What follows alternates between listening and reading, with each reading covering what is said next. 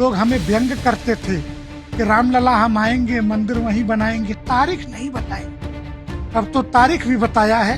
जब रामलला राम जन्मभूमि पर प्राण प्रतिष्ठित हो रहे हैं, तो मैं भारत सरकार और बाकी राज्य सरकारों से यह मार्मिक अपील करता हूं, संत समिति यह चाहती है कि आप उस दिन राष्ट्रीय अवकाश घोषित करें। सैम पित्रोदा पढ़े लिखे मूर्ख है, ये हमें बता रहे हैं कि इस उत्सव को कैसे मनाया जाए। और राम रोजगार देंगे। राम ने जो रोजगार दिया है इस देश के अंदर, जितनी बड़ी मात्रा में धर्म के सेक्टर में सारी सरकारी नौकरियां और रोजगार के अवसर 3.5 करोड़ है पूरे देश में। धर्म क्षेत्र का रोजगार 35 करोड़ लोगों का है। ऐतिहासिक घड़ी नजदीक है। 22 जनवरी को पूरा देश राम महोत्सव मनाएगा। रामलला अयोध्या के ऐतिहासिक मंदिर में विराजमान होंगे। निश्चित तौर पे मौका खास है, इसलिए पूरे देश में तैयारियां भी खास की गई हैं। खासतौर से जो अखिल भारतीय संत समिति है उसकी ओर से एक बेहद खास मांग की गई है कि इस दिन यानी 22 जनवरी को पूरे देश में सार्वजनिक अवकाश घोषित किया जाए। हमारे साथ अखिल भारतीय संत समिति के राष्ट्रीय महामंत्री स्वामी जितेंद्रानंद सरस्वती जी हैं। गुरु जी, ये क्या आप लोग की मांग है और किस तरीके से इस पूरे राम महोत्सव को एक राष्ट्रीय पर्व के तौर पे बात की जा रही है? 495 वर्षों का संघर्ष, 77 बार के युद्ध और 77वीं बार में संविधान बेंच के सुप्रीम कोर्ट के सर्वसम्मत फैसले से श्री राम जन्मभूमि का हिंदुओं को प्राप्त होना। प्राप्ति के बाद भी ये निर्देश दिया गया कि हिंदू खुशी नहीं मनाएगा। हम खुशी मनाए कब? 1000 वर्षों से तो हम उदास चित्त, कभी मुगलों का आक्रमण, कभी अंग्रेजों का आक्रमण, तो युद्ध में ही जिए। आज इस 500 वर्षों के अंतराल में जब यह विजय प्राप्त हुई, जब लोग हमें व्यंग करते थे कि रामलला हम आएंगे, मंदिर वहीं बनाएंगे, तारीख नहीं बताएंगे। अब तो तारीख भी बताया है कि पौष शुक्ल पक्ष की द्वादशी संवत 2080 तदनुसार 22 जनवरी 2024 को रामलला विराजेंगे। तो पूरे भारत का हिंदू इस प्रसन्नता को मनाना चाहता है, प्राण प्रतिष्ठा के अवसर को। जब श्रद्धेय प्रधानमंत्री जी राम जन्मभूमि के गर्भगृह में प्राण प्रतिष्ठा कर रहे होंगे, तो उस समय देश का प्रत्येक हिंदू अपने टीवी स्क्रीन से चिपका हुआ होगा। कैसे चिपका रहेगा?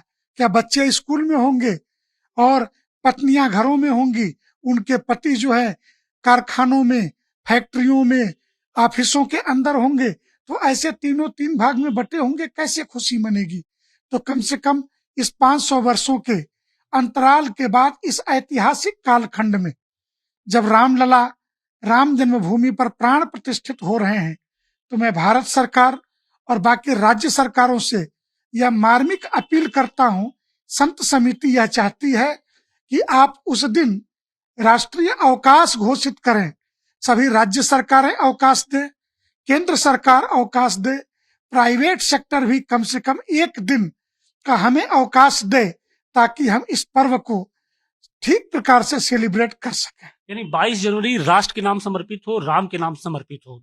हालांकि जो योगी सरकार है उसने ये कहा है कि 15 जनवरी के बाद से ही जो मंदिर है वहां पर अखंड जो रामायण है, कीर्तन है, वो किया जाएगा। इसे लेकर किस तरीके से तैयारियां हैं? मैं योगी आदित्यनाथ जी को ढेर सारा धन्यवाद और बधाई देता हूं कि उन्होंने उत्तर प्रदेश के अंदर एक साहसिक निर्णय लिया कि भगवान रामलला की जन्मभूमि की प्रदेश के अंदर यह उत्सव मनेगा। 1 सप्ताह तक अखंड रामायण का पाठ, यज्ञ, हवन, कीर्तन पूरे प्रदेश में होंगे और विधानसभा में छाती ठोक करके 100 करोड़ का बजट भी पास किया है। और इससे अन्य राज्यों के मुख्यमंत्री भी प्रेरणा लेंगे। परंतु यह धर्म क्षेत्र का विषय है।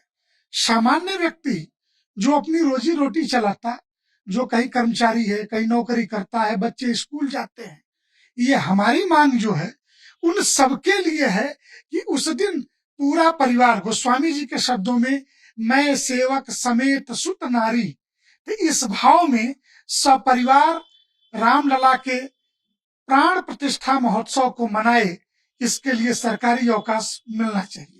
लेकिन कुछ नेता जो हैं वो इस अवसर को लेकर छाती पीट रहे हैं। उनका कहना है कि जो धर्म का मामला है उसको एक निजी मामला होना चाहिए, उसको राष्ट्रीयकरण उसका नहीं करना चाहिए। कांग्रेस के जो नेता हैं सैम पित्रोदा, उन्होंने भी कटाक्ष करते हुए कहा है कि इसे राष्ट्रीयकरण किया जा रहा है, इसका जो निजी मसला है उसको पूरी तरीके से बिल्कुल राष्ट्रीयकरण उसका किया जा रहा है।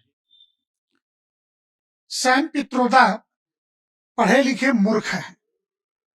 ये हमें बता रहे हैं कि इस उत्सव को कैसे मनाया जाए, और राम रोजगार देंगे। राम ने जो रोजगार दिया है इस देश के अंदर, जितनी बड़ी मात्रा में धर्म के सेक्टर में सारी सरकारी नौकरियां और रोजगार के अवसर 3.5 करोड़ है पूरे देश में। धर्म क्षेत्र का रोजगार 35 करोड़ लोगों का है। इसलिए सैम पित्रोदा ऐसे विषयों पे हम जैसे साधुओं से भी बहस करना चाहे तो कर सकते हैं। और रही बात रुदन की, तो जिन लोगों ने सुप्रीम कोर्ट के अंदर हलफनामे दे के शपथ पत्र के माध्यम से राम के अस्तित्व को नकार दिया था, राम को काल्पनिक पात्र बताए थे, ऐसे लोगों का रुदन, रामद्रोहियों का रुदन स्वाभाविक है। और उनका रुदन देख के हमें तो बहुत मजा आ रहा है। लेकिन हमने देखा कि जो कारसेवकों पर जिन्होंने गोलियां चलाई थी, अब वो भी निमंत्रण के लिए एक तरीके से लालायित दिख रहे हैं, कह रहे हैं कि अगर हमें निमंत्रण मिलेगा तो हम भी जाएंगे। मेरा मानना है गोली मुलायम सिंह यादव के कार्यकाल में चली थी। मुलायम सिंह जी इस दुनिया में नहीं है। अखिलेश यादव समाजवादी पार्टी के राष्ट्रीय अध्यक्ष हैं, और अगर यह हमारी नीति है कि हम विपक्ष के सभी नेताओं को निमंत्रण दे रहे हैं, तो अखिलेश यादव जी को भी आमंत्रण मिलना चाहिए। और अगर सुबह का भूला शाम को घर लौटाए और सबको यह गर्व होने लगे, स्वामी विवेकानंद के शब्दों पर गर्व से कहो हम हिंदू हैं, तो हमें भी गर्व होना चाहिए। ऐसे सभी नेता अगर अयोध्या आना चाहते हैं तो उन्हें आमंत्रण देना चाहिए। ये थे स्वामी जितेंद्रानंद सरस्वती, जिनका साफ तौर पे कहना था कि चूंकि 22 जनवरी का जो दिन है वो बेहद ऐतिहासिक है, लिहाजा ऐसे में जो लोग अपने घरों से भगवान राम का ध्यान कर सके, उनकी प्राण प्रतिष्ठा को देख सके, इसके लिए जरूरी है कि 22 जनवरी को सार्वजनिक अवकाश घोषित किया जाए। वाराणसी से केस के साथ आशुतोष सिंह, टाइम्स ऑफ नवभारत।